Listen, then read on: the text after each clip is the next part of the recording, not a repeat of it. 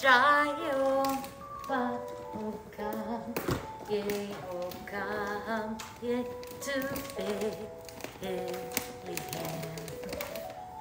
come tagakanta lang ha?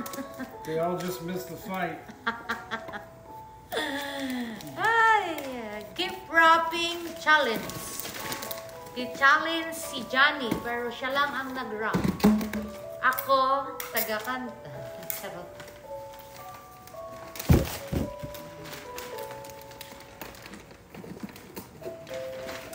Mas mabilis kasi ako eh.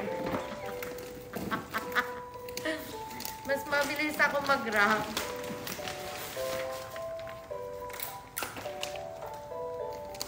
Kasi gusto ko yung sa akin, basket na lang. O, ano, yung tawag dito, ito na lang ganito na ayaw niya kasi halata na masyado. O, pag galing sa dito. Diba? Dapat ganun na lang eh. Ayaw niya. Mas madali yun eh. Oo. Oo daw, oo. Oo. Oo, hindi.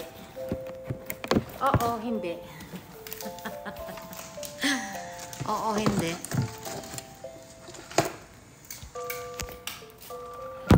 This one? Or just put it together? It's for your mom.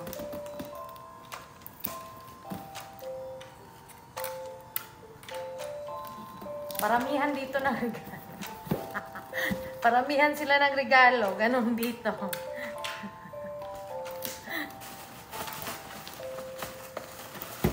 Diba? Paramihan. Kasi habang habang anong tawag nito? Habang nag-open ng regalo, kakain sila. So, paramihan ng ano. Tapos, parang eskwelahan, nagre-resist sila. Charot. May resist. Just put it there first. Diba? Can I have that? It's not enough, this one. It's not enough. Glory to the newborn. Hirapan ako. You got the tape? Huh? You got the tape? Here.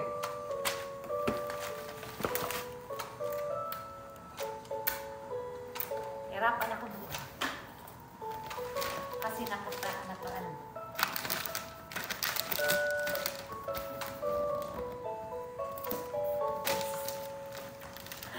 Wala pa akong nagawa. Shabos na.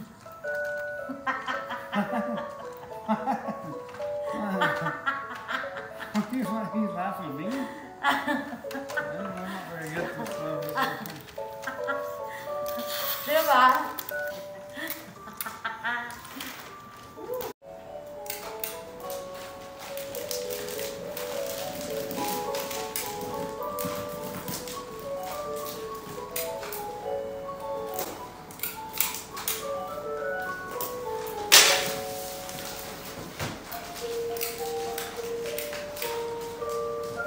Is that it? Sure. That's like that's Christmas is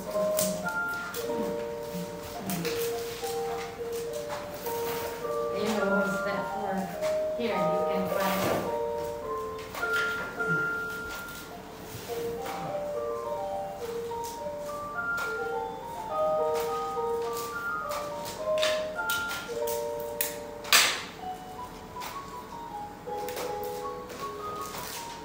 Ang dami na chocolate. May isa.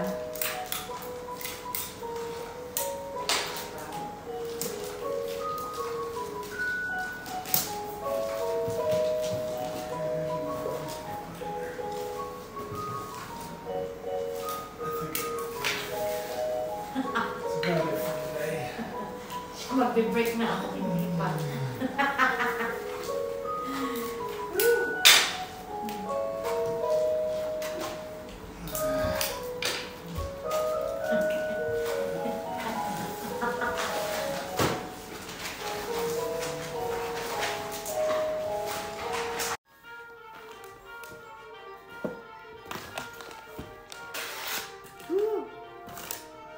Sino ang pwedeng dyan?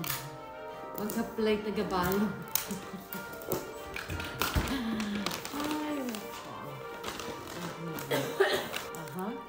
Nagbabalot ng regalo.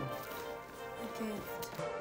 So, nakasiparit na yung mga isi-send out namin. Nakalagay lang dito sa gilid para alam namin na ayan, para pang kailangan yan ipadala. So, yan. So, hindi pa talaga kami tapos. Ayan. So, hindi pa ako nag-send out ng aking mga Christmas card. Kaya, nahuli na ako. Kasi dito, pag hindi ka mag-send out ng mga Christmas card, Christmas gift, like, on the first week of December, huhuli ka talaga. Darating sa ibang bansa or kung papadala mo sa ibang state, darating sila ng mga early January na. So, hindi na Christmas. Para for next year na yun. Kaya, yun. So, kailangan talaga dito kung magsisend out ka ng mga gifts or Christmas cards, kailangan, first week ng December, dapat ma-send out mo na lahat ng gusto mong ipadala. Dahil, kung mag-antay ka pa ng second week, ay naku, wala na. Kaya yun. So, ayan na super. Ayan na yung mga nabalot namin na mga gift. So, umiikot na. Paikot ng paikot na.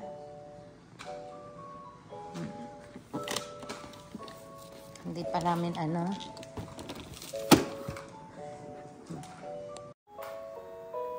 Ayan, tapos na kami sa first batch dahil hindi pa talaga kami tapos mag-shopping for Christmas. Marami pa kami kailangan bilhin.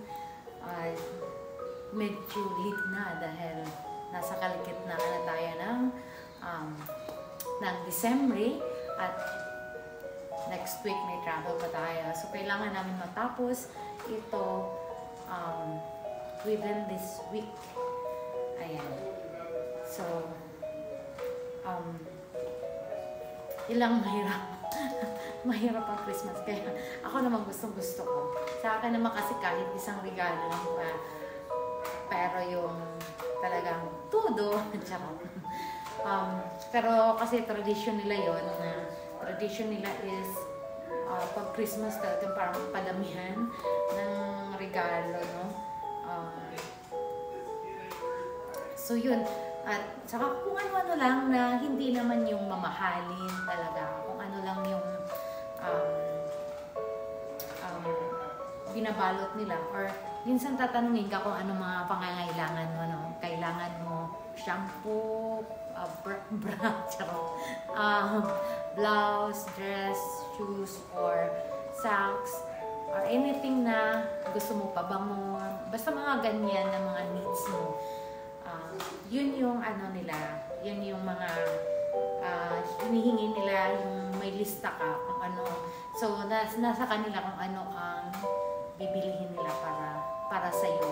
So, pagdating pa rin ng during Christmas Eve, hindi mo pa rin maano kung ano yung gift para sa'yo. Kasi, mayroon pa rin sila nakatago kung ano talaga yung pinaka-main gift nila sa'yo. Mayroon na wala sa lista mo na ibibigay nila sa'yo. So, hanggang ngayon, hindi pa rin namin alam kung saan kami mag-Christmas. Saan talaga kami mag-Christmas, kung dito or doon sa ibang lugar.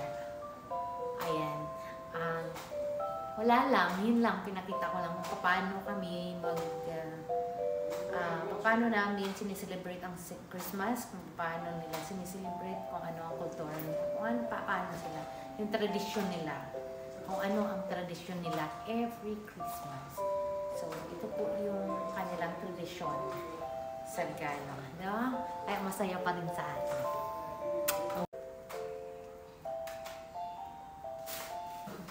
Ang bilis niya magbalot. Sa akin kung sa akin to, hindi na ako magbabalot kasi tingnan mo. Diba? Tapos sila kailangan balutin. Balutin talaga. Kaluka. Kaya, alam na let's. Hi baby, can you help me? Ha?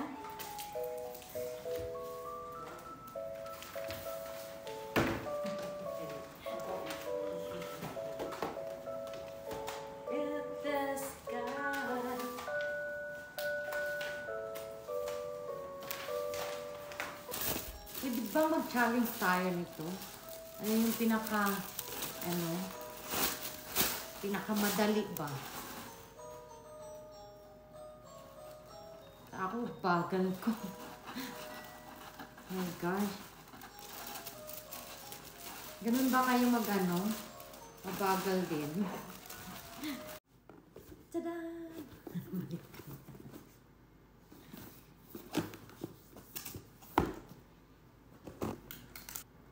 Ayan guys, natapos na rin tayo sa ating gift wrapping. Except sa husband ko, no? Nasa bakasyon na siya ngayon. At ako ang naiwan. And pagbalik niya, tayo naman po ang lalayas. Sa akin, tapos na sa akin, wala na akong babalutin pa. Kaya, okay na ako. Mag-send out na lang po ako ng mga regalo para sa pamilya ng aking husband. Ayan. Mostly kasi through online na lang na yung pag-send ng mga gifts, no? Pero, Santa, ganon. Nung buhay pa ang great-grandma ng asawa ko is, mayroon talaga sila na from Santa, no? Usually, ginagawa namin yan nung maliit pa si Ashlyn na talagang yung tradition talaga namin is kasi lagi kaming lumalayas before nung maliit pa si Ashlyn nung hindi pa siya nag-aaral. Umaalis kami, ang ginagawa ko, bumabalik ako sa bahay at naglalagay ako ng cookies and tipsy sa lamisa and then or coke or gatas. Ngayon, lalabas ako, punta ako ng sasakyan, tapos yung asawa ko naman babalik doon sa bahay, kunyari may nakalimutan, ganun. Yung pala, iinumin niya yung gatas at saka kakainin niya yung cookies na piniper ng anak ko para kay Santa. O, diba? And then, yung Christmas tree namin, walang nakalagay na kahit anong regalo before kami umalis. So, ang alam ng anak ko, wala nang regalo doon. Pero pagbalik niya, ayun, nakahilira na yung regalo from Santa, which is galing din sa amin. Diba? Ganon lang mga pautot hanggang sa malaman niya yung totoo na si daddy niya pala yung Santa Claus.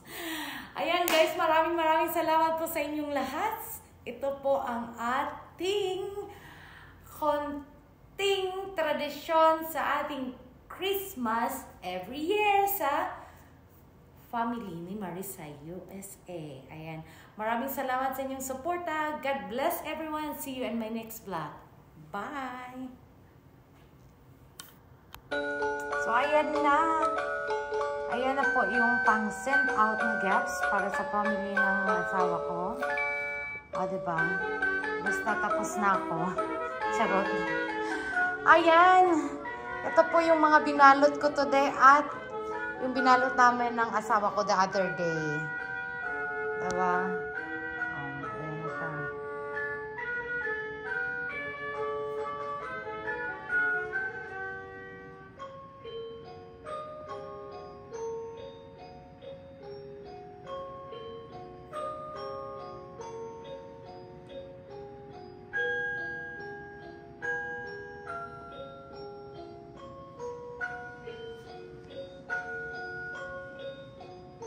Ayan.